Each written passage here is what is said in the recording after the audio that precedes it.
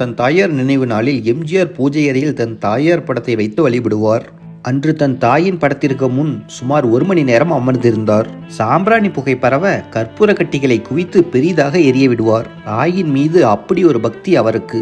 மற்றவர்களுக்கு இல்லாத வினோதமான பழக்கங்கள் எல்லாம் எம்ஜிஆருக்கு உண்டு. பொதுவாக யாரும் சாப்பிட்ட பின் உடற்பயிற்சி, கடினமான வேலைகளை எல்லாம் செய்ய மாட்டார்கள். ஆனால் எம்ஜிஆரோ சாப்பிட்ட பின் 10 முறை புல்லப் செய்வார். அதை ஒரு நாள் பார்த்துவிட்டு, தப்பில்லையா ஆண்டவனே என்று கேட்டேன். அதற்கு அவர், கஷ்டம்தான், அதையும் செய்து பார்க்க வேண்டும். உடற்பயிற்சி எந்த நேரத்திலும் செய்து பார்க்கலாம், சும்மா இருங்க ஆண்டவனே என்றேன். என் பேரன் மகராஜன் சிறுவயதில் அடிக்கடி தோட்டத்திற்கு சென்று எம்ஜிஆர் வீட்டு குழந்தைகளோடு விளையாடுவான். சாப்பாடும் அங்கேதான். படப்பிடிப்பு இல்லாத போது எம்ஜிஆரும் குழந்தைகளோடு சாப்பிட உட்கார்ந்து விடுவார். அதற்காகவென்றே ஒரு பெரிய தட்டு இருக்கும். காய்கறி மற்றும் பதார்த்தங்கள் வைப்பதற்கான குழிகளும் பெரிதாக இருக்கும்.